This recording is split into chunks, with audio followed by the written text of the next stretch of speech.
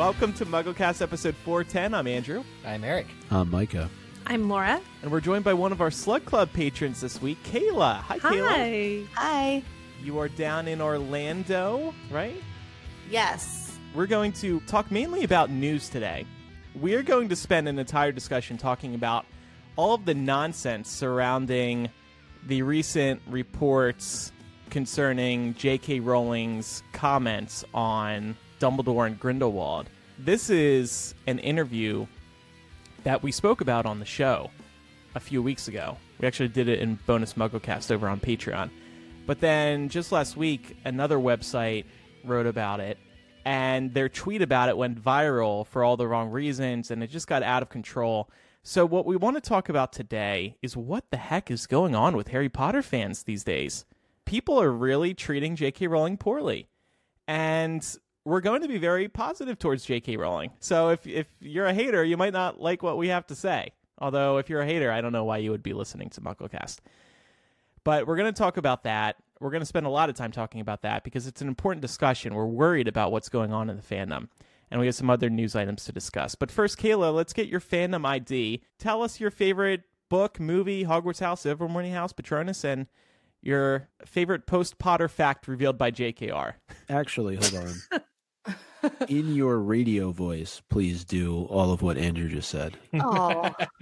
Kayla works for NPR, and she was demonstrating her NPR voice. It was very impressive. Thank you so much for saying that. Also, donate to your local public radio station. But do I actually have to answer all of that in my NPR voice? No, you don't not if it have to. distracts you. Let's just, yeah. I put a joke into my notes that I realize isn't funny now, but about my favorite book, which is a copy of Cursed Child, but in flames because it's so bad. I saw one of those Pinterest demos of how to make like a storage thing out of a book, you know, where you hollow out the pages, and I thought that'd be a perfect way to use my copy. But my favorite book is, I think, Order of the Phoenix. Not that you should ever tell someone to only read one Harry Potter book, because that's an atrocity. But if you were going to pick a book that kind of represented like the perfect combination of things for me that I love about Harry Potter in one of the 7 books, it's Order of the Phoenix. It's like whimsical, and there's those mind-blowing, devastating things that you learn, and it's An intolerable protagonist. Yeah. Mm-hmm. Yeah, and it's like kind of getting pretty dark, but it's not like quite as heavy as the 7th book. On movies, it's the first or the third. Sorcerer's Stone honestly is kind of my regular choice, but Prisoner of Azkaban is always a close second because Gary Oldman's the best. The first one, in seriousness, is more like, for me, it's really nostalgic, and I also feel like it's the most book accurate. I'm in Gryffindor, if you can't tell by my Forwardness. whatever we'll call this. You're very bold. For Ilvermorny, I don't get it, but I think it's Wampus. Set them meow meow. The Yeah, Warriors. That's right. I know it's the cat, so I was very They down. are fighters. They are bold. They are. Oh, so okay. Yeah. I know I read it, but it was a lot. And my Patronus is a gray squirrel, I'm sorry. which I hate. Okay. But like all my friends think is perfect, which makes me hate it more. I have a really hard time picking a favorite post-Potter fact. Not only have there been some cool ones, but living in Orlando, I have an annual pass to Universal and Islands of Adventure. And I feel like that experience has become a large part of my post-Potter world, if you will. And if you could ask J.K. Rowling one question, what would it be? I remember reading the 5th book, and at the end, she alludes to like this curtain, which I know is old news, but this is what I can't let go. So where I'm at. Yeah, the tantalizing hippie bead doorway to the afterlife or whatever, right? And like she leaves me in like whatever age I was thinking like, well, Sirius Black's definitely coming back. And also anyone else you thought was dead, like maybe not. I don't know. And then like not only did that not come back, like I don't get zombie Sirius, nothing, but like it just isn't brought up ever again. Yeah, to be honest with you, back in like the OG days of MuggleCast before book 7 came out, I was convinced that the Department of Mysteries was going to have some integral role to play in the outcome. Nope. Yeah. No. Never learned anything more about it. It's a mystery. It will remain in the Department of Mysteries.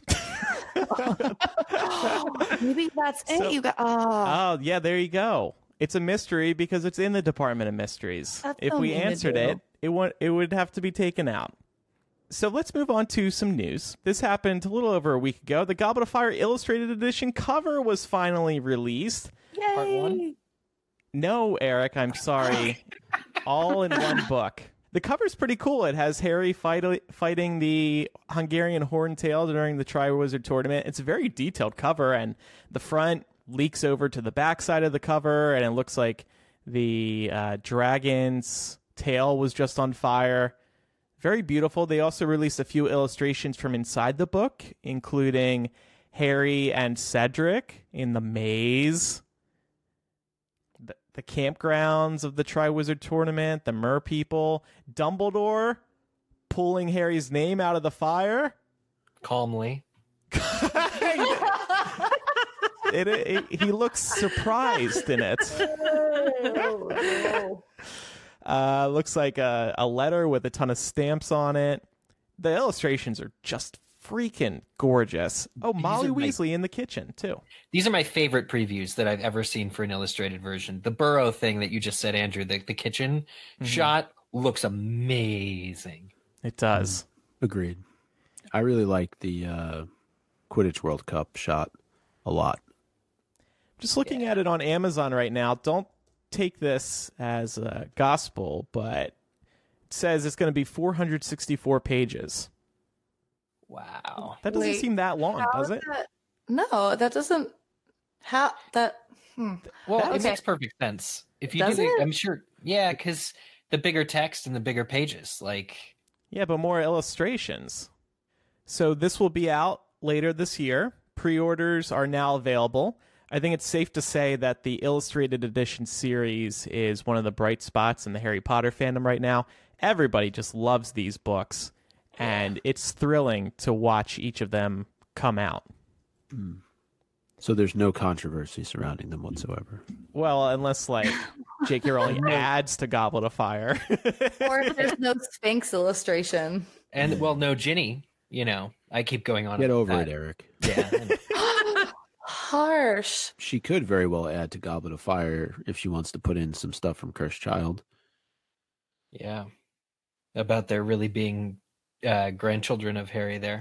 Children of Harry. I'm just saying, if you look just above in the upper right-hand corner, above those, what is that emblem? I don't even know what that is. What house that's supposed to be? To the right of the entryway where Harry is standing, that looks a lot like Scorpius and Albus just sitting there in the front row. Oh my God. I'm just saying. That is a great theory to start spreading, because you're right. It's a blonde guy and a dark-haired guy, and we're their talking faces about are kind misinformation. We're talking about misinformation You're right. and the spread of it, the rampant spread of it. How irresponsible. You're right. So in some other news, Universal Orlando finally revealed more details about Hagrid's Magical Creatures motorbike adventure. And Micah, you went to an event in New York City? I did. I was invited actually by Attractions Magazine, so thank you to them for the invite to go out and cover this mysterious announcement, which, of course, we knew was related to the ride opening up down at the Wizarding World of Harry Potter. And we heard from Mike West, who is looking at his LinkedIn profile right now, senior director and also executive producer at NBC Universal. And he talked a lot about, some new attractions and hotels that are making their way down to Universal in the next couple of months. But obviously, the thing that we were all there for was Hagrid's Magical Creatures motorbike adventure. And thank you for writing that out, Andrew, because there's no way I would remember it.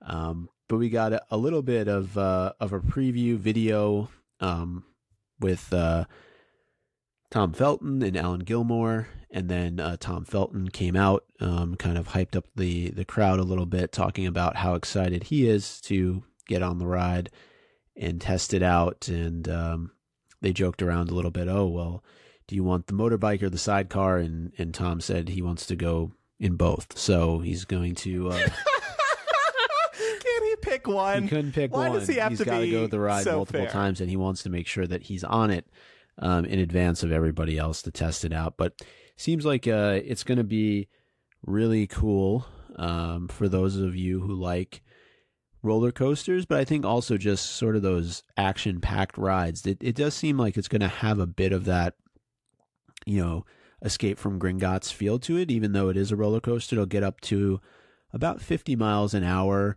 You're going to go deep into the Forbidden Forest, discover the rarest of magical creatures. I'm reading my notes right now from the event. You're going to encounter Fluffy, Cornish pixies, centaurs, Devil's Snare, and a creature that has never been featured in the films. Ooh, what could that be? I don't know, but people are going to be dramatic about it.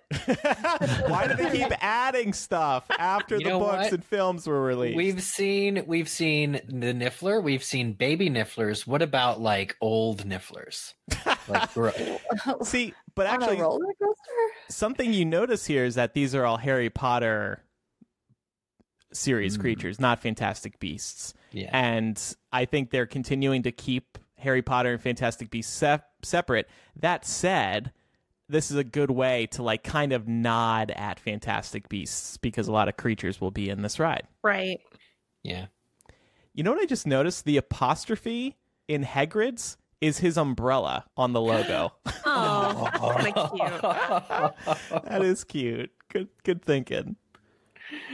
Yeah, so it opens June 13th down in Orlando, and I'm sure there'll be something that takes place a little bit before that for some folks to preview the ride, but the Wizarding World continues to expand down there.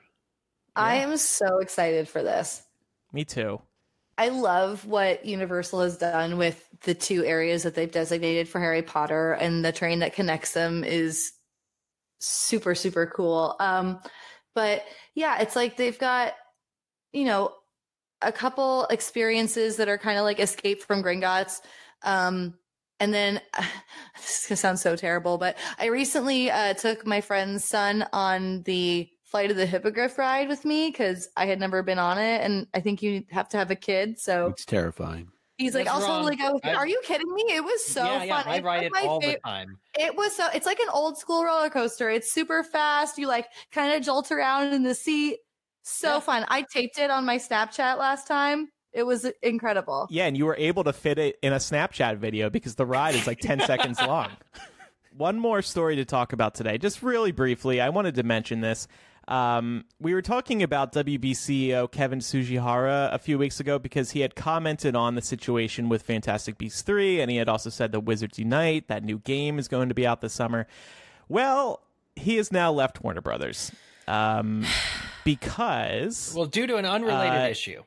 An unrelated issue, he was having, let's say, relations with an actress in exchange for helping her get roles in movies. And a bombshell report came out of The Hollywood Reporter, and leaked text messages, and a lot of details came out. And he tried to stay at the company, but then WB started an investigation, and then he quit. And another reason I bring this up is because, of note to Harry Potter fans, J.K. Rowling has credited him, and him only, for bringing the Fantastic Beasts film series into existence. She said in 2014, quote, "When I say he made Fantastic Beasts happen, it isn't PR speak, but the literal truth. We had one dinner, a follow-up telephone call, and then I got out the rough draft that I had thought was going to be an interesting bit of memorabilia for my kids and started rewriting." So he's the reason we have Fantastic Beasts today. He's the reason MuggleCast is back. Bye, Kevin. Do you think that this smears the Fantastic Beasts series that this happened? Because I don't think it's No. necessarily related. Like, I don't think it does at all. It's an unrelated issue. I do wonder how J.K. Rowling is feeling about this, because if she credits him for bringing getting Fantastic Beasts going, and now he's not there. Maybe he was like a mentor or something to her at the studio while she's been working on these films. I don't know. Maybe she's a little bummed. I think it's sort of problematic. Like, we did recently get a lot of flack over our social media channels for Johnny Depp. For reasons we're not going to be talking about necessarily. Some new information came to light, and people were saying, oh, we were so bad to Johnny Depp without having all the facts. So, this Sujihara situation, we've said what it is. We've said what the Hollywood Reporter has alleged. It was Hollywood Reporter, right? Yeah. About him and an actress. I think that's probably the extent of what we should comment on until it's in the court system, and all that, just to avoid similar comments about Johnny Depp. I don't think we need to discuss this ever again, actually. No. I mean, he's gone. Yeah. Bye. No. I just wanted to mention it because we've touched on him recently. Yeah. Apart from that, it's not really relevant. So Yeah. But another one bites the Me Too dust. Yeah. I mean, I kind of personally agree with you guys, but I think in a more overall optics kind of way that this could become a problem if it's not like it has to be a long response or even a response that takes a side, but if there's zero response from the JK Rowling camp, I think that could potentially become a problem, because no matter where we fall on the Johnny Depp side of the argument, and it doesn't have to be into discussion, but many people in the fandom would say that her response to that was lackluster. So I think if she were to be perceived as kind of not even responding to this at all, that by that group of people, this could really kind of become a 1-2 punch sort of problem. Condemning it. Yeah, but not even, I mean, it doesn't even have to fully, that's why I'm the state, she doesn't even have to fully take a side, but I don't think it's a wise PR or optics move to not address this at all. By the way, Juliana, who is listening live at patreon.com/MuggleCast right now, she says regarding our Hagrid ride discussion, I heard the creature we haven't seen in the films is the blast-ended Scroots. Gross, but amazing. That's you know what? I think idea. I heard that too. And that's very Hagrid. When you think Yes. of Hagrid, yeah. Yeah. And we'll be able to buy You're a stuffed right. animal, I'm sure, if they're not Oh for my sale already. gosh. What if it's a 2-ended puppet? What, you and your friend put your hand in each side? Yeah, you and your bestie together make a blast-ended Scroot puppet. That's cute. I was thinking of a Chinese finger trap or something, but it's a Scroot and it's gooey. Okay. Yeah. I was with you till you got to the gooey. I was that could be cute, but no. Yeah, Scroots. Speaking of Patreon, just want to say congrats to our March Patreon giveaway winners, Haley, Mackenzie, Cheyenne, Ashley, and Sabrina. They won the Crimes of Grindelwald combo pack on DVD and Blu-ray, and they get the extended edition as well. It's all there. Speaking of Patreon real quick, this is about the time of year where we begin to work on sending out physical things. The album art next round, we mentioned recently, is coming out. And your physical gift, we're at work hard, all of us, to come up with the stories around that. It's never been a better time, or right around now is the time where we ask that everybody verify your address on Patreon. So if you are a patron of ours, please go the extra mile, log into patreon.com, and make sure that the address on file is your current mailing address. So our main discussion this week is the situation with J.K. Rowling and these recent headlines about her revealing Dumbledore and Grindelwald's relationship. People have really blown this out of proportion. Eric, I know you have been really on top of this. I saw a viral tweet from you. I saw an article on MuggleNet.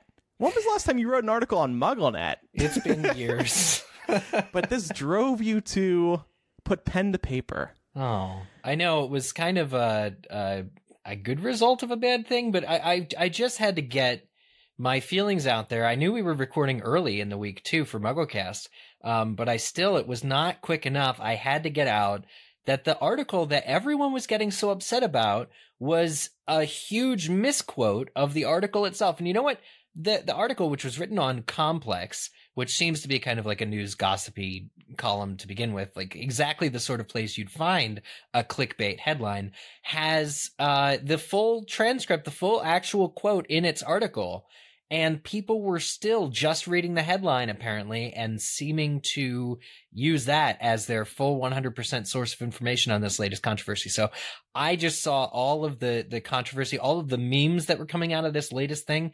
And it, I'm here for a good meme, kind of like what you tweeted, Andrew. Like, I'm here for that meme as much as the next guy.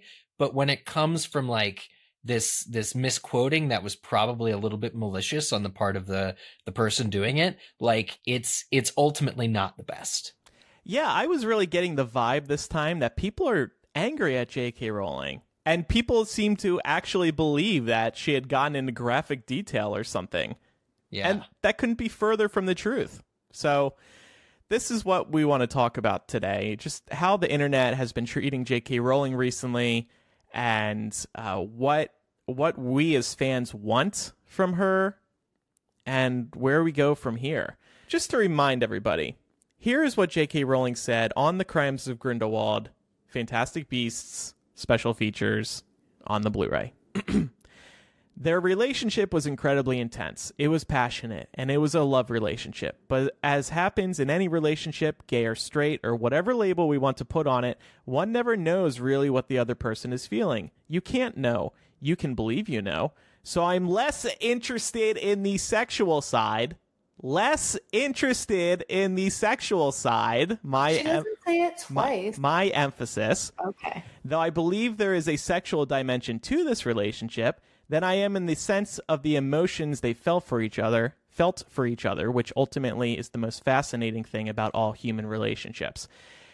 So that was the quote. And then, Eric, as you said... I should NPR voice this and make it value neutral so that we can have a fair discussion about it. NPR voiced the complex article headline that I just highlighted. J.K. Rowling reveals Dumbledore and Grindelwald had an, quote, incredibly intense sexual relationship. Thank you. Dun, dun, dun, dun. My take on the complex headline is that it is an irresponsible and malicious misquoting to generate clicks, which is what it did.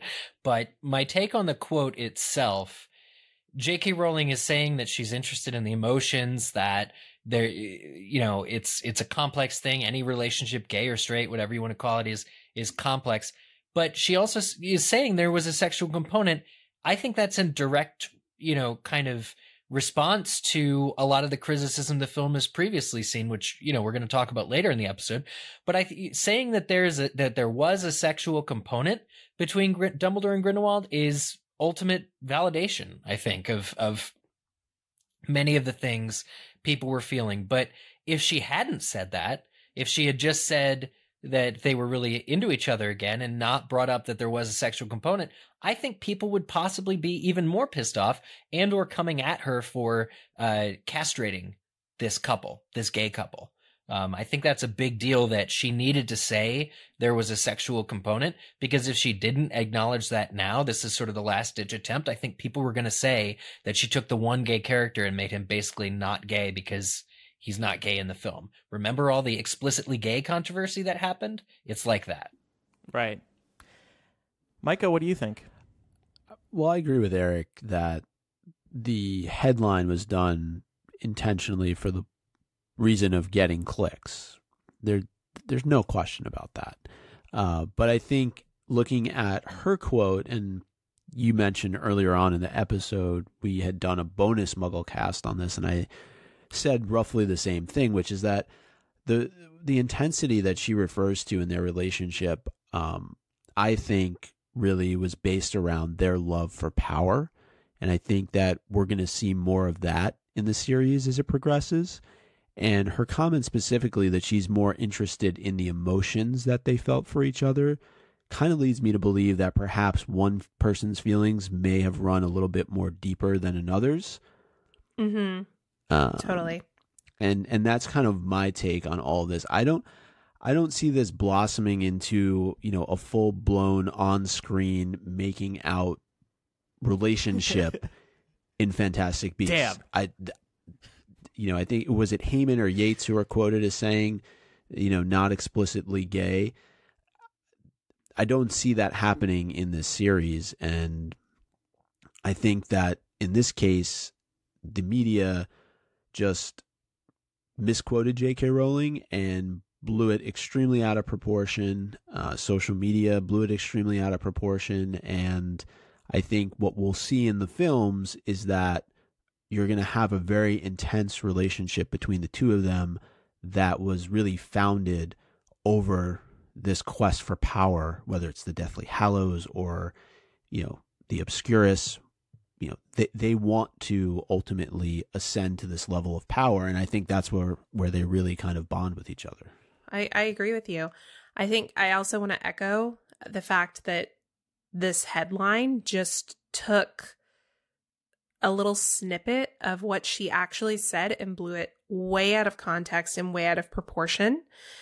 I think, and we've discussed this on the show before, I think that criticizing some of the ways in which JKR has sort of like retconned her own canon is frustrating as a fan. It is really frustrating to see those things happen, but this was not one of those situations.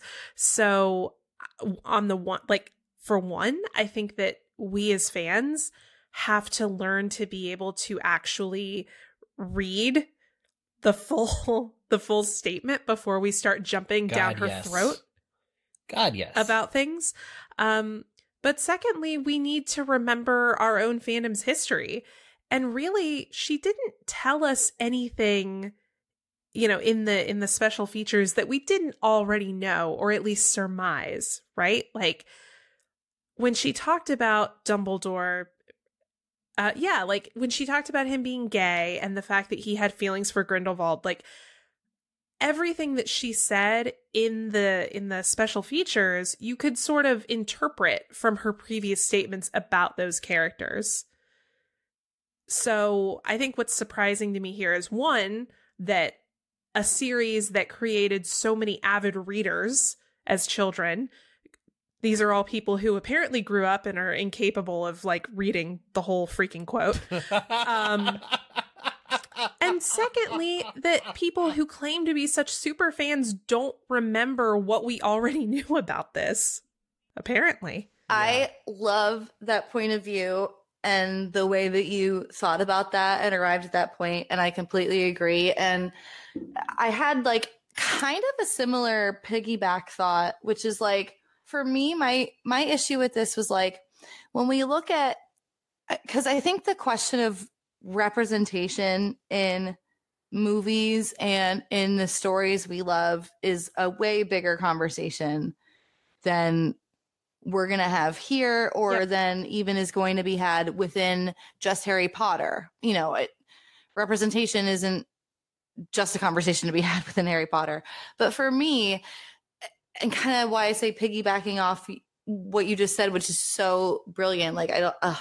So yeah, we've all read these books, and so on film as well, but in the pages too, the relationships she does acknowledge and give time to on screen and in the books, the straight relationships that we pretty much always see in Harry Potter, she doesn't establish them through physical sexual intimacy. She really doesn't. If you think about Mr. and Mrs. Weasley and Tonks and Lupin and the couples you see, even Ron and Hermione, I mean, they share a kiss, but their relationship is not built on or centered around physical intimacy.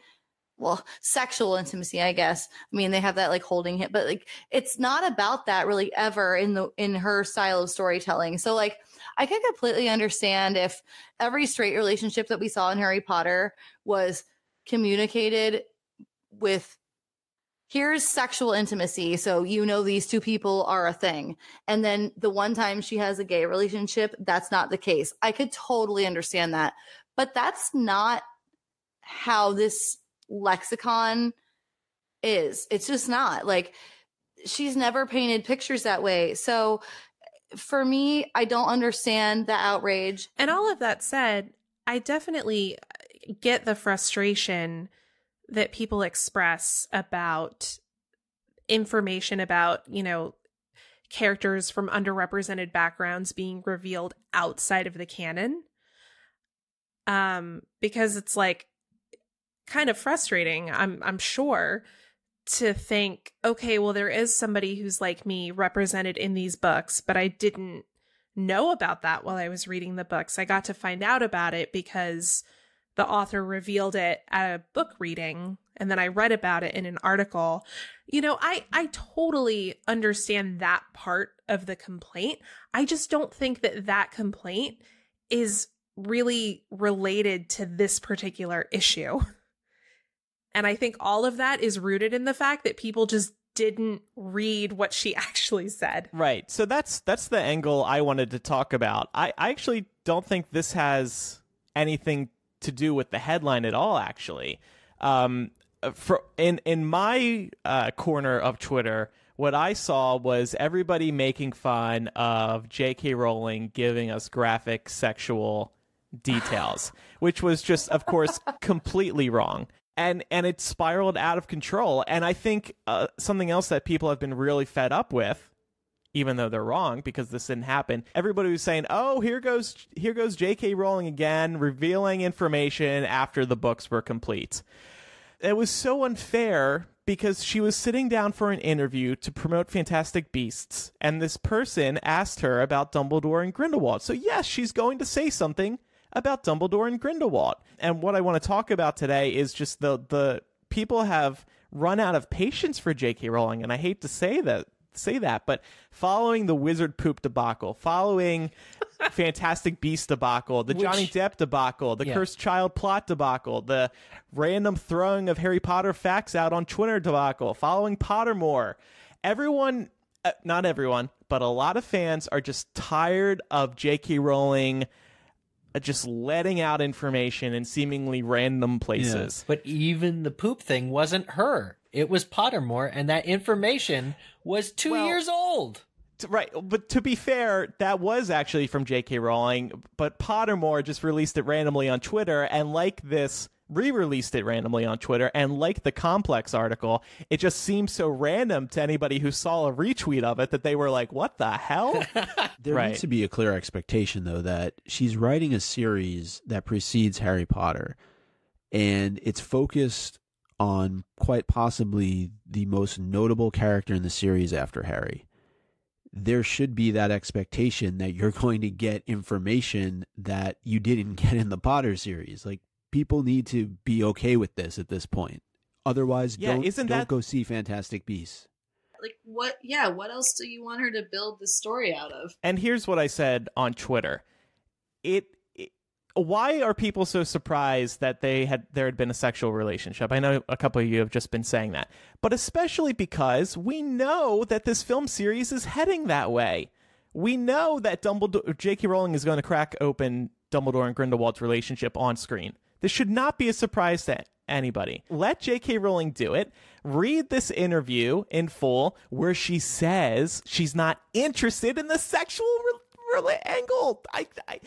That part just blows my mind because more than anything, I kept seeing jokes about revealing graphic sexual details about Dumbledore and Grindelwald when she explicitly said she doesn't care about that. Screw all of you. Not you listeners. The haters. You know why I see socks in the mirror of Erised? You can do a lot with socks. Yeah. One other thing, though. Did nobody watch the digital version of the movie? Because this article came out like 2 weeks after that was released. No, they're fake fans, Micah. Right. That's what I'm saying. Like, they waited for the Blu-ray to come out for them to write this article. Meanwhile, it had already been released like 2 weeks prior on digital. We real fans, we saw it. I got the push alert as soon as it was available digitally. I watched it straight away. I wrote about it on Hypable. I talked about it on Bonus MuggleCast. Then Complex comes around, writes their Blu-ray article. Get out of here. 3 weeks ago called. They want their story back. Getting into the social media angle, the clickbaity angle, the everybody is angry angle, that's part of the problem here. Everybody loves making jokes on Twitter about things and being extra hateful because you're sitting behind your screen. you have this alternate personality, you can get away with more. But I feel, and I think we all feel, that everybody was extra harsh towards J.K. Rowling. People seemed really fed up. And one thing we wanted to discuss today is, how did we get here? Why are some fans out of patience for J.K. Rowling? And just to do a brief recap, it really started back in October 2007. Yep. When J.K. Rowling revealed at New York's Carnegie Hall that Dumbledore was gay. And of course, by the way, this was before Twitter and social media really blew up, so people couldn't be outraged back then. They're catching up now. I remember the phone calls. I remember the cell phone calls I got that day. I was in Australia. It on the radio. People still called you. I was in Australia. They had to call collect international to get a hold of me, but I still heard about this. You're like on the corner of the earth. I still knew this was a thing. That's where this all stemmed from, though, because J.K. Rowling, as Laura mentioned, started retconning. Right there was when she started. Oh yeah, Dumbledore. I actually always saw him as gay. Now look, I'm glad she said that. There was really no place in the Harry Potter books for getting into Dumbledore's romantic history.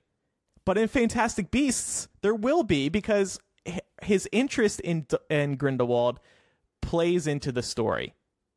Very importantly. Especially with this blood pact thing, which, who knows what you have to do to be able to do that. So complex with painting their relationship. Something I wanted to bring up about this specifically. So, Andrew, you, me, and Micah were actually at that reading when J.K. Rowling announced that she had always seen Dumbledore as gay. And I think it's really important to paint a picture of the time that happened in. Because when she said that, people weren't pissed. The theater erupted in applause. People leapt to their feet and were cheering and clapping, because this was a time when gay rights were very tenuous, if not non-existent, in this country. We had no idea that we would be seeing gay marriage legalized within just a decade. And so many members of the Potter fandom are gay. So while I totally agree that retconning to include diversity as sort of like a backfill, that is a discussion we should be having because it is problematic. I think we also have to look at it in the context of the time when it happened, because attitudes towards gay people now are extremely different than they were in 2007. And I know that sounds weird to say because it hasn't been that long, but it's true. Absolutely. I remember 12 years ago. Yeah. I mean, I remember when, what am I trying to say here? I mean, I read an article that said after the standing ovation that she got after announcing that, she said, if I'd have known you liked this so much, I would have said it sooner. Oh yeah, that's true. which that part's okay, but would you have, kind of a thing. But I question your usage of the term retcon, because I don't know that this is a retcon. Andrew, you said this wasn't really Dumbledore's story to tell in the first 7 books. I think it is, at least. Do we not agree it's alluded to in Deathly Hallows at all? Dumbledore's feelings for Grindelwald? Because at least it's there a little bit. I can't remember what I was thinking at the time, to be honest with you, when I was reading that book. But it came as a surprise to me. I think it's hard to kind of judge that question because, okay, when we first read that 7th book, we didn't have her post-Potter, revelation. So, it's now that you know, because I kind of feel the same way. Now that I know that, I'm oh yeah, that kind of seemed obvious. But at the time, I wasn't even thinking, honestly, I wasn't even thinking about it. Reading Harry Potter, it never occurred, I never once was does Dumbledore have a girlfriend or a boyfriend? I don't know. I was just he's a crazy magical wizard running Hogwarts. He doesn't got time. I literally not even wondering about it. So I think, that's an interesting question of I don't know. Did I know when I read it? Or do I just think I knew now? Because I'm I can see that. Think about LGBT representation in 2007 in media. It was pretty much non-existent. So I think that's another reason many of us probably weren't thinking about it, because it's just not something to expect. Yeah. Well, and I think like a lot of the things we talk about in the post-Potter world can kind of be, and because I think about this often, where I'm like, you have to remember when she was publishing these books, she had no idea that this is what it was going to become. That we would be here now in 2019 doing a podcast about Harry Potter. And like, I don't know about you, I'm 31. I don't want to speak for everyone and be like, we're in our 30s. But like, people in our 30s are doing we're doing a podcast about Harry Potter. Like, and that's not to say like, I don't mean to say that it still wouldn't have been valuable to like see yourself, but it's not Dumbledore's story in the books. It doesn't really fit in if she just started randomly talking about she doesn't tell us about McGonagall's sexuality or anyone else's who's at Hogwarts or Fudge or, so like it would be, so you have to like, I think about this again often, you have to kind of give her credit for like, she had no idea that she would now have to be answering for like, well, what about this about Dumbledore? Give me all these details about every character's backstory. I'm like, how many people put out books as like authors like her when they started who had like nothing to their name and just kind of like hoped like at least their mom would buy a copy, like she didn't know. I had a thought this week that I thought it was one of the craziest thoughts. I'm glad I just remembered it when listening, but book 7 was so much about making Dumbledore a flawed character, Dumbledore the mentor character whose death at the end of Half-Blood Prince is so tragic. And book 7's really about deconstructing him, almost criminalizing him in Harry's eyes because he's the flaws revealed. Yes. So if J.K. Rowling had revealed that he was gay canonically, directly in the books, not alluded to it, but straight up, just Rita Skeeter wrote he was a, pejorative term for gay man in the book, and it turned out to be true, would that not then be seen as a huge J.K. Rowling being very against the gays if it had been shown that it would have like cheapened it, like, really, this is how we're going to include it, as the guy that everyone's calling like a liar and was a traitor also to gay. these people. Yeah, so I'm wondering if it wasn't the best possible situation for it to have come out close enough to the book release, 3 months after? But yeah, I don't know. February 2014, Rowling had said she regretted pairing Ron and Hermione. She didn't say that. She said she used the word regrets. She didn't. Then why is it in the doc as regrets? Didn't you write this down? Because the Wonderland article got taken out of context and somebody added the word regrets to headlines around the world. And that was the issue. She said that perhaps it was wish fulfillment for her placing Hermione with Ron, and that in retrospect, the relationship may not have worked. This was where she was interviewed by Emma Watson, but she did not specifically say whether or not she regretted doing it. She simply was acknowledging that Ron and Hermione would have needed to work on their relationship a little bit harder as time went on from the Battle of Hogwarts. So that was this article reminiscent, or this complex article headline being taken out of context, incredibly intense sexual relationship. So there's no issue with J.K. Rowling. It has everything to do with the media. People can't read what she or listen to what she says and then interpret it properly in their writing. That's the issue. That is definitely part of it. This was the biggest story. I mean, the Wonderland article, up to that point, 7 years after outing Dumbledore, was the closest thing to a news story of that size and magnitude since the outing of Dumbledore, which is why it's in this timeline. She also cleared up Aberforth in that Carnegie Hall appearance, but I didn't see any articles about that. I'm just saying. Right. What did she say about Aberforth? Well, and I mean, it was always really suggestive what she said about Aberforth. That's true. That was more right? suggested in the series. You're right. Yeah, but also, like, where was the article being like, J.K. Rowling makes reveals about an intense sexual relationship between Aberforth and goats? Nobody's talking about that. Laura and Micah, why don't you write a news article about it right now for MuggleNet? Breaking news. It just acts like it's new. Everybody will fall for it. For some reason, I don't think MuggleNet would want me to write an article for them. Isn't that the question where she answered it with asking the age of the questioner? Yes. Like somebody asked, like, a very nice young girl who asked the question. I mean, we're talking probably maybe the most was 10 years old. Oh my god! And so J.K. Well, she's Rowling, 23rd. She's 22 now, so she can take it. Any information? Yeah. Well, I don't know about you, but I'm feeling 22. So in June 2016, there was controversy over Black Hermione, but I think the bigger controversy was just the cursed child plot. People were like, oh my god, how could J.K. Rowling have let something like this be out? By the way, though, we all absolutely adore the show. Once you see the show, you're very cool with it.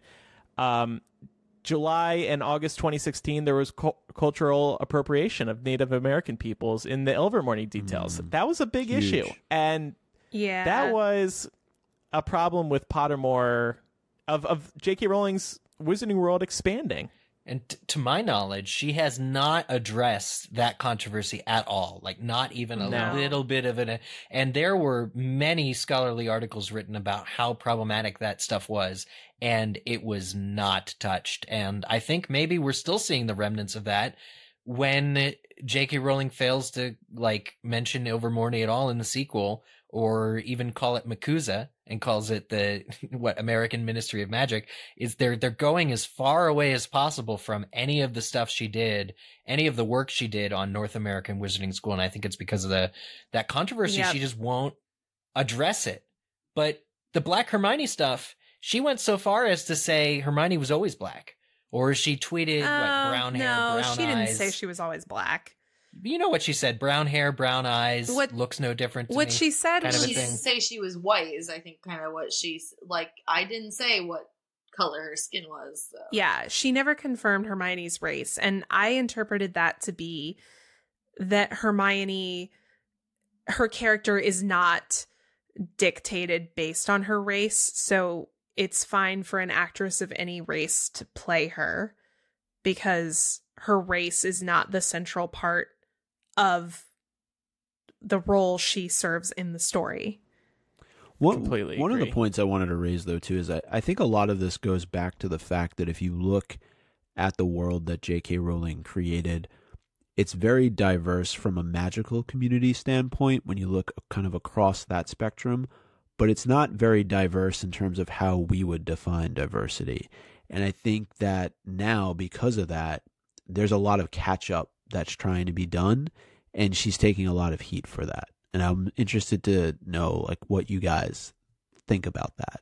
Meaning that if you look at her world, it's like, okay, you have werewolves and goblins and half giants and all these different categories of people, or, you know, what you would consider maybe to be ethnicities of people. But from a diversity standpoint, it's severely lacking, right? You may only have one African American that really is the standout, or two, you know, Asian, or I say African American, but like Asian American, or, you know, however you want to look at those different groups within the larger wizarding community.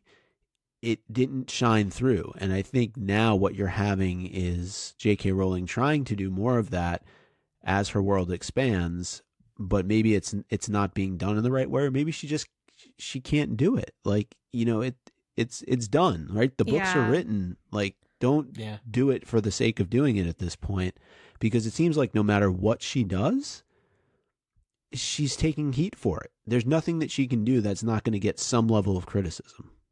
Right. I think that we're seeing a pendulum swing between two extremes, one of which is like a Harry Potter universe, which is very much lacking in diversity, all the way to the opposite extreme, which is J.K. Rowling feeling pressured to include that diversity.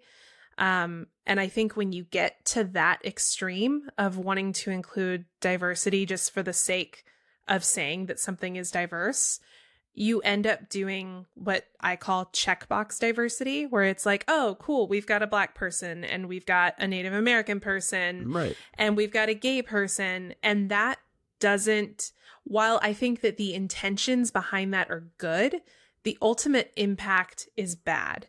Think about how differently people would have perceived the Ilvermorny history and the history of, say, Native Americans as they are sort of involved in this universe, if J.K. Rowling had directly worked with somebody or multiple people of that heritage to make sure that she got it right.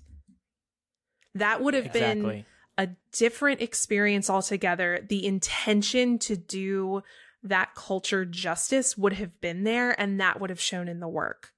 She's J.K. Rowling. Anyone will take her phone call. Yes. And I seem to recall when the Native American stuff came out, leaders of those communities were saying we would have warmly invited her to and asked her and set sort of our culture straight and made sure that things were cool. Like if she had only asked, but she didn't. And I was like, well, that's on her, very much so. The wizarding world is experiencing growing pains. J.K. Rowling is learning this as she goes along. She's trying to expand. With Fantastic Beasts, she's going to a different part of the world with every movie, starting with Ilvermorny, and that didn't go well. So now she hopefully is doing her research about Brazil and South America. God, I hope so. If you think about it, just off the top of your head, can you name a character that isn't white in the Harry Potter series? Dean Thomas. Lee Jordan. The kid who says Sirius Black is catching smoke. It's a very small group. Exactly. Parvati and Padma Patil. But it is a very, very small group. I think on the other end of this, though, we do have to recognize that writers write what they know.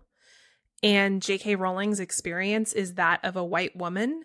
So it's not surprising that many of her protagonists would also themselves be white. As we've established here, people are willing and ready to talk with her and help with these kinds of projects. It just requires collaboration from her, which clearly she's willing to do because she's collaborating with filmmakers and scriptwriters to bring this screenplay for Fantastic Beasts to life. So I think that it's something she could do. And I feel like that's kind of like the productive suggestion that we as a fandom can be making is like, hey, like we're all about making this universe more diverse as you expand it, but just make sure that you're including people of those backgrounds in those discussions, because otherwise it comes across as really tone deaf. And just kind of going off of that point too, I think as kind of bad as this may sound to say, it's also about what could sell her books. And I think that, given the time that she was writing it in the 90s, we all like to think that we're this progressive society, going back to your point earlier about, there being a openly gay character in the Potter series with Dumbledore and J.K. Rowling making that announcement in 2007. I think that there is something to be said for writing what you know, but also we don't know what her publisher was coming to her with or what other people who were kind of helping that story, come to mainstream, telling her what she may or may not need to be doing with her characters. Now, that's not to say that she shouldn't have been more diverse and open up the world as the series, became more and more popular. And she knew that she had 7 books to write and she could have written in any characters with any background that she wanted. But I wouldn't be surprised if when she was trying to get Sorcerer's Stone published, that this may or may not have been a factor. And a lot of people say that this is why we haven't seen a gay character in the Fantastic Beasts film series or the Harry Potter's film series, because the movie would be banned in many countries. So in some ways, it's a money-making move. That said, I don't think JKR gives any Fs about that. No. She'll write the story that she is feeling, not caring that some countries might cut out some scenes. No, I don't know. I feel like my big takeaway at the end of this discussion is that people need to read. Diversity and representation in any universe, especially a universe that's created by a white person, is a lot more complicated than I think most people want to admit on both sides of the issue. Like, the answer can't just be this binary thing where it's like you either have it or you don't. There has to be a degree of nuance in how you consider these things, because these would then be characters that hail from ethnicities and backgrounds that are very real and grounded in the world that we live in. So it can't just be like Harry Potter has characters of color or it doesn't. the conversation's a lot more complicated than that. Love the point that Laura was just kind of making, and I think sort of on that vein and almost kind of back to the discussion of like the fandom in general and how we react to J.K. Rowling and everything and like how we treat her is like, this might not be popular amongst listeners or even amongst you guys, but I think we often forget as fans that like as much as we love this series and these characters, it's not ours. True. Right. It's not. Like, so I think this is a good example of what happens when you listen to a fandom and try to respond to everybody and try to please everybody, and it turns out you don't do any of it well because it's inauthentic and it comes off that way because it's not in your book and it doesn't fit in as part of the story. You know, a lot of the characters we're talking about that, you know, some of them, like, we don't really, like, we're, like, they're probably white, but honestly, the story is not really about that in the book context anyway. So it's like, you know, when then you get the fandom riled up about, oh, I want to see this represented in this and this and this. I'm not, you know, that's valuable to represent those things. But when you try to check off all those boxes and please the fandom in every way, like it comes off as like this mishmash. I would rather that she tells stories that she's familiar with as an artist, because you can't do the opposite. But I think in general, maybe you guys can say as it's sort of a thing here, whether you agree or not, but if Harry Potter were written today for the first time, I think it would naturally be a little bit more diverse. Yes. And I think so. Oh yeah, completely. Yeah. I totally because that's where the times are, just like what I was saying earlier. Like none of us thought about Dumbledore being gay because it was a different time. Well, the knitting patterns, I mean. No, but just to kind of wrap it up from my end, I really think that, you know, you need to enjoy it for what it is. And the Potter series, it's already been written. It already exists. And people are going to want to go back and they're going to want to look at it and maybe change things as a result. I don't think you do that, you know, and I can understand people being offended by certain things that we've discussed here today. Not hopefully we didn't offend anybody, but by certain things that have come up. But, you know, J.K. Rowling now is creating this new story within the same world, and hopefully, you know, it can be appreciated no matter what, you know, direction it ends up going in. I just feel like, you know, going back to the media portion of this, if you're a true fan, kind of to Laura's point, do your research, read up on your own, and don't just take clickbait as being the gospel and being true and being accurate, because it's not most of the time. And I think that I actually am more disappointed in a fan community that prides itself on a book series would kind of react the way that they have over the course of the last couple of days to what's been put out there, quite honestly. Yeah, Micah's not mad. He's just disappointed. The worst version of the two. Whoa. No, but like I think those nods, like almost like the casting of a Black Hermione, I kind of loved where she pointed out, like, well, I never said Hermione's race, because it almost made me kind of think like, wait, she's right. She actually didn't. But another big issue at play is just because of all the things we've been talking about today over this timeline, people are just out of patience right now for J.K. Rowling. And it really bums me out. Yeah. And I think what is going to fix it, quite simply, is one really good freaking movie.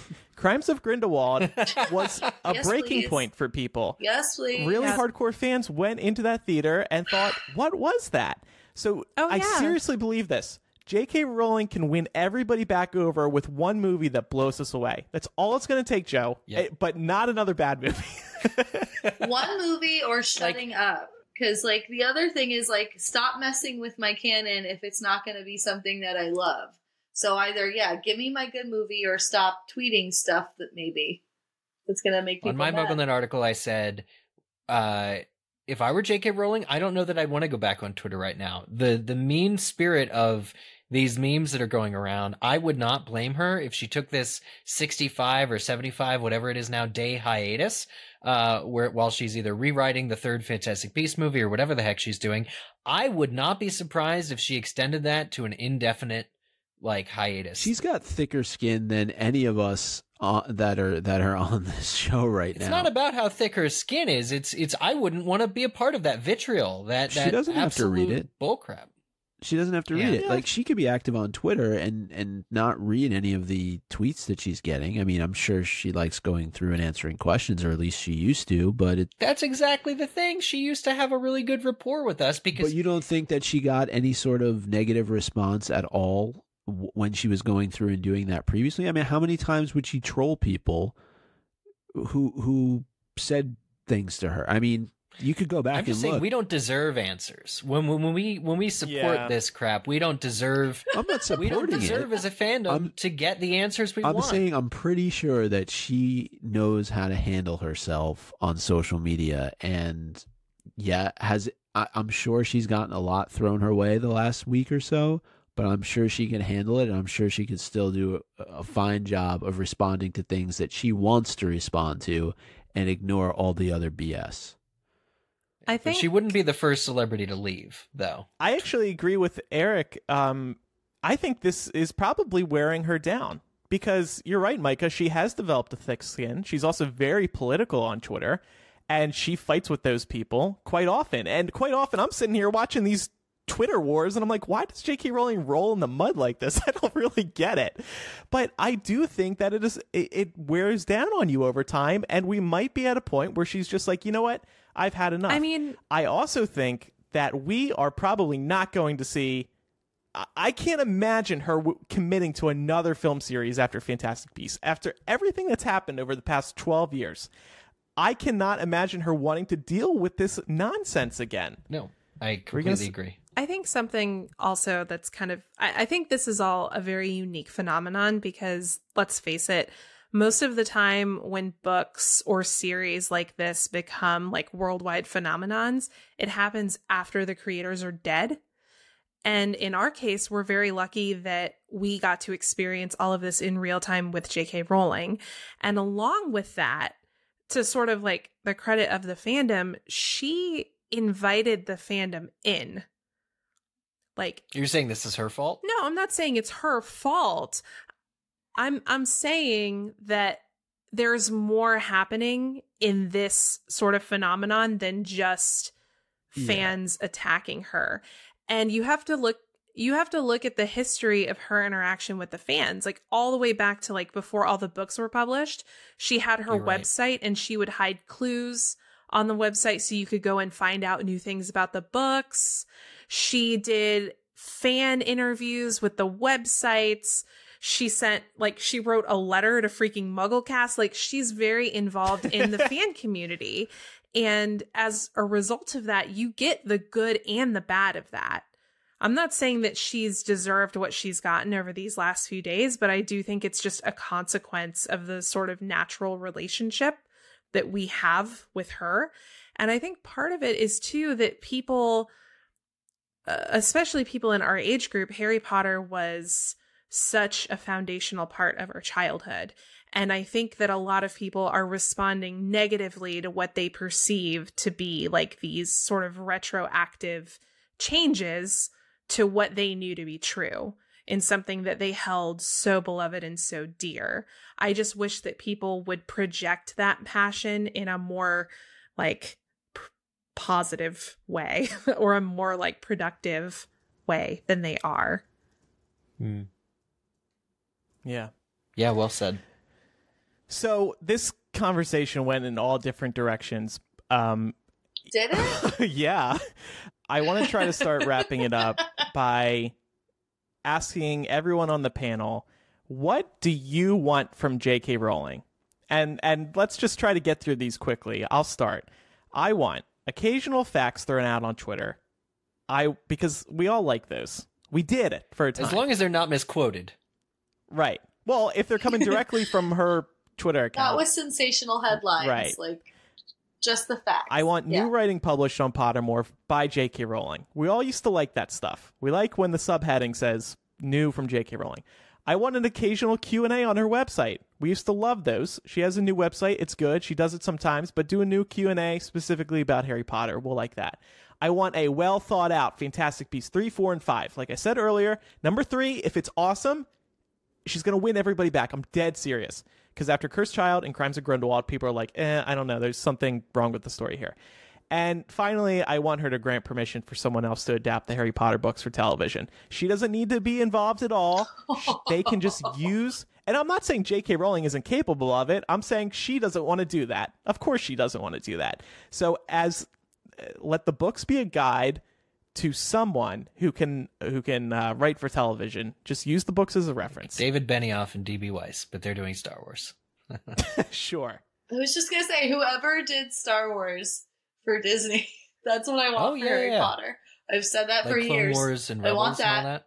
Yes. You know, jumping off of Andrew's point, what I want from J.K. Rowling is just a good movie 3. Honestly, for the reasons that you already stated, Andrew, I think it will bring a lot of people back, but I'm not going to ask her to come back to Twitter. I've seen the tweets. I wouldn't want to come back to Twitter, but I would just hope that movie 3 is as understanding of what the problems with movie 2 are as we're being led to believe. So I just want a movie 3. I want a movie that I can love, that I can just unproblematically say is my fave. And I want that for us. I want that for us, all of us. I want that for us too. I didn't realize it till you said it, but that's really what's lacking. Yeah. What do you want, Laura? So I would have to echo everything that you and Eric have just said. I mean, obviously, I would really love to see a good Fantastic Beasts 3 because Crimes of Grindelwald. Anyway, I want to see more Marauders backstory. My feeling here is that we know, just based on the context we have from the Potter books, that they went through some stuff. And my other point is, like, Fantastic Beasts and Where to Find Them is like a 30-page book. And somehow it's been converted to 5 movies. So you can't tell me that there's not enough Marauders material to give me, like, I don't know, like a short mini series on the BBC or like something. And also rattling around in also Joe's brain. A Netflix adaptation of the Harry Potter books. I will just throw in here quickly that Warner Brothers is putting together their own streaming app, just like Disney is. They're all trying to compete with Netflix and Amazon and Hulu. I harp on the Harry Potter TV show idea because they would be absolutely insane to not be begging J.K. Rowling to let them do some sort of TV show for the Warner Brothers app. Micah, what do you want from J.K. Rowling? A bleeping encyclopedia. Get in line. Filled with explicit content? Is that why That it's is bleeping? it.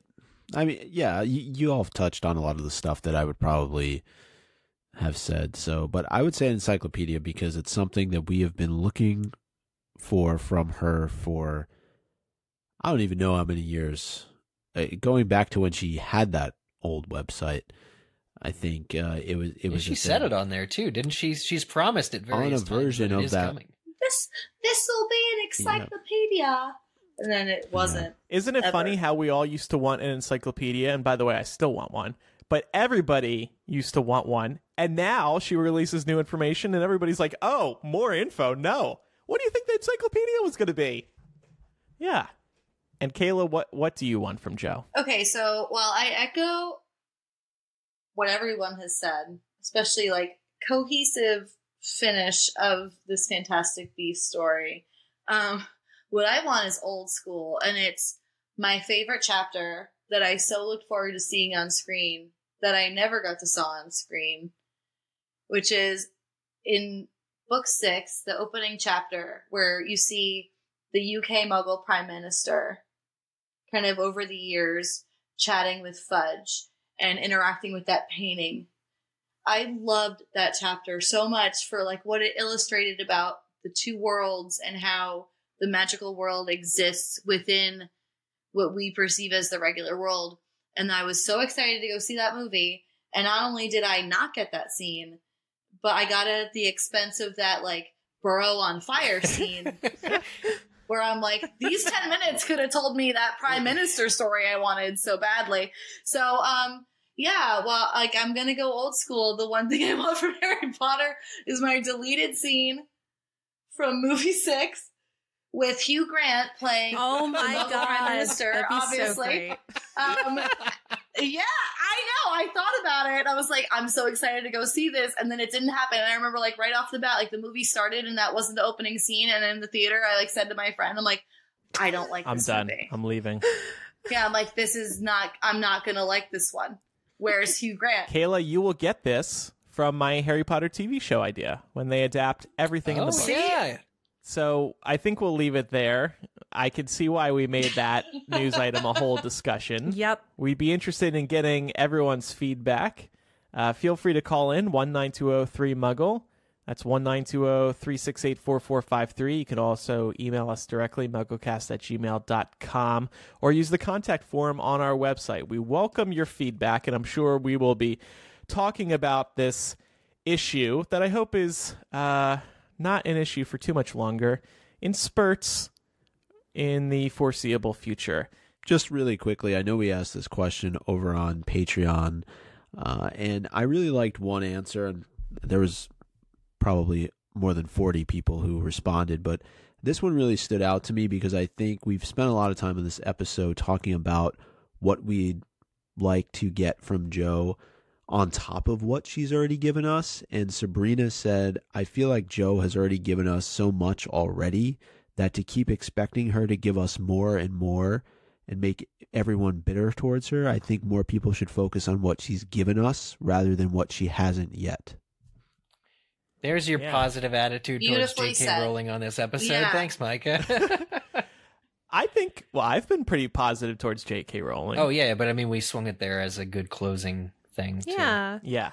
I think this is just ultimately like literary criticism is always a good thing. It's a good thing to do what we do here on this show.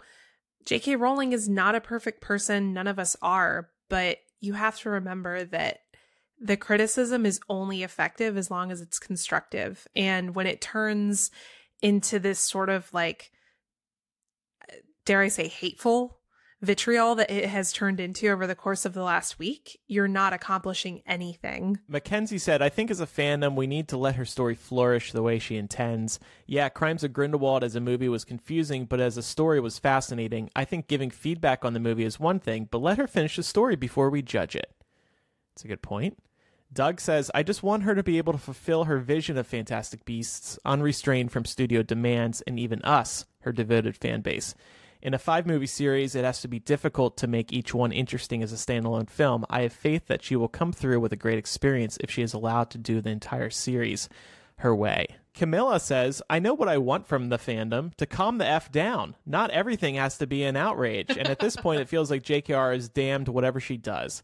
These were the same people who complained that Dumbledore Grindelwald's relationship wasn't explicitly gay, and when she confirms that it is, they complain that she's made the series sexual? Can't even.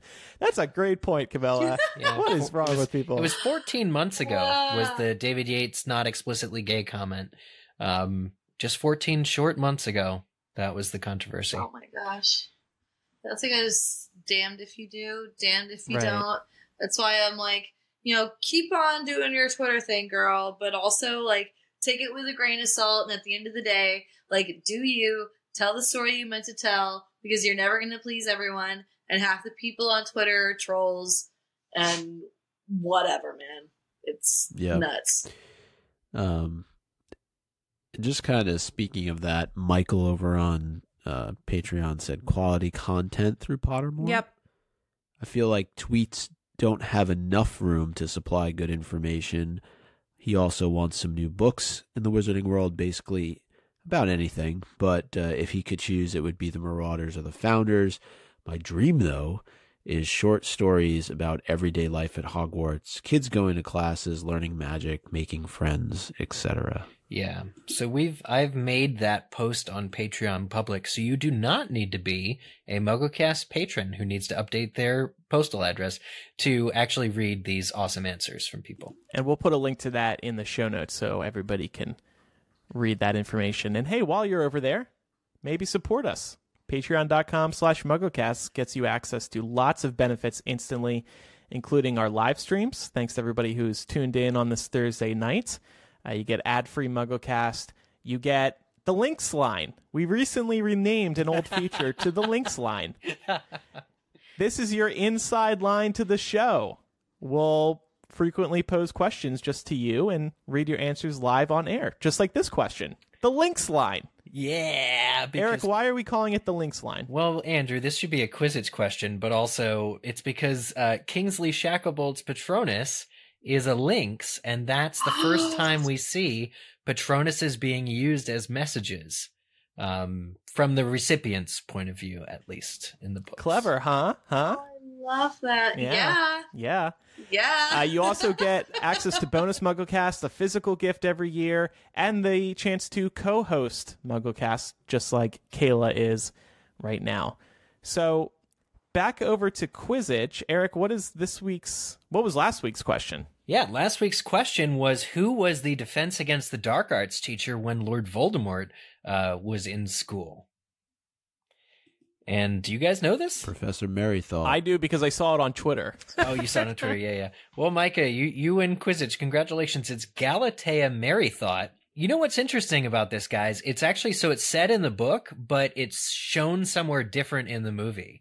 So in the old memory with Slughorn, Tom Riddle asks Slughorn, "Is it true, sir, that Professor Merrythought is retiring?"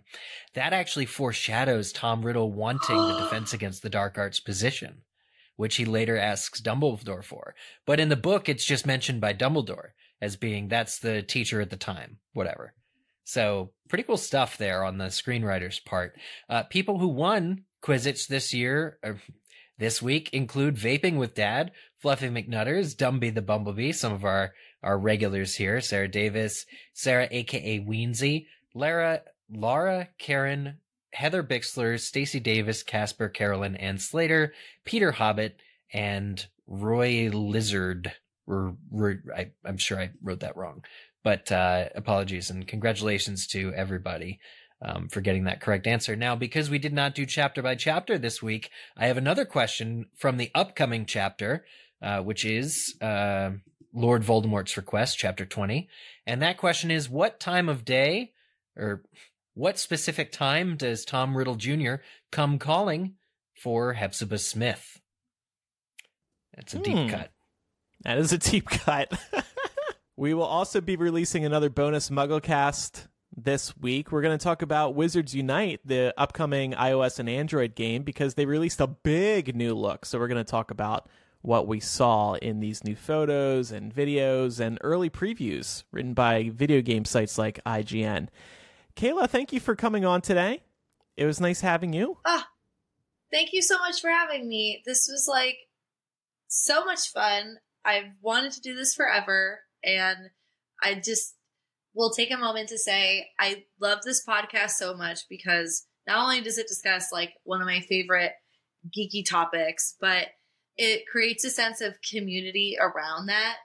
And I just think that is so powerful. And I know it's been a blessing in my life in times of darkness, and something that I've looked forward to listening to and enjoying in times of being lucky enough to be out of my mind busy and needing a little break. And on either end of the spectrum, this podcast is just so fantastic to all of us fans who again are in our 30s and thought there wouldn't be anything left Harry Pottery.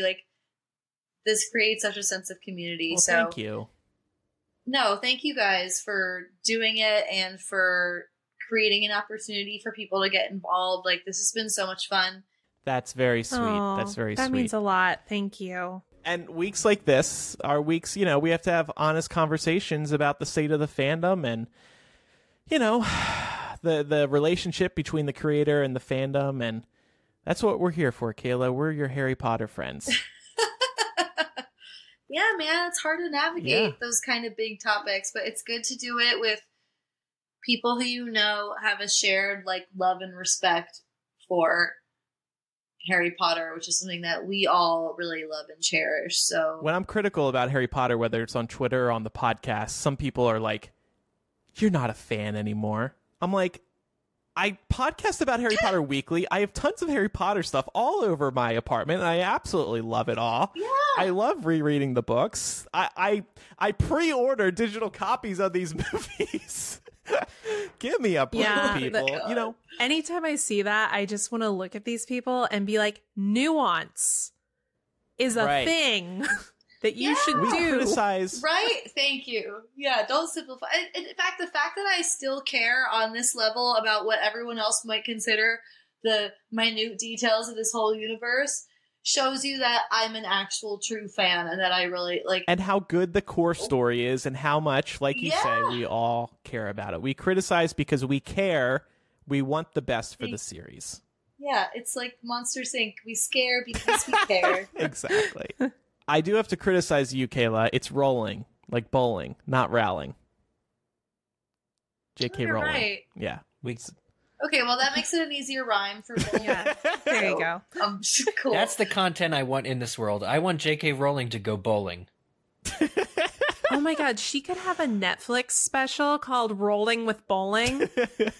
Bowling with Rolling? Yeah. Or bowling with rolling. Yeah, that's what I meant. Each time she gets a strike, she drops a new Harry Potter fact on everyone. Or each time she gets a strike, somebody makes a Robert Galbraith reference. Oh, clever. But every time, but she doesn't usually get strikes. She usually kills the spare. Oh my god. Oh my god. We're like, you need to go to Netflix and pitch this now. That is not my joke. It's not my joke. Oh. I think the MuggleCast account should tweet J.K. Rowling and suggest this show. This bowling kill the spare. Well, I mean, just like, hey, are you sick of this fandom just like coming for you every other day? Oh like, why don't you start this like non-Harry Potter show on Netflix that just features you bowling with different members of the cast that you've worked with over the years? Hilarious. All right, y'all. It's time to wrap it up. Thank you, everybody, for listening. Check out our website. You can get access to our episode archive. You can contact us through there. You can subscribe to our Patreon through there. Thank you, everybody, for listening. I'm Andrew. I'm Eric. I'm Micah. I'm Laura. And I'm Kayla. Bye, everybody. Bye. Bye.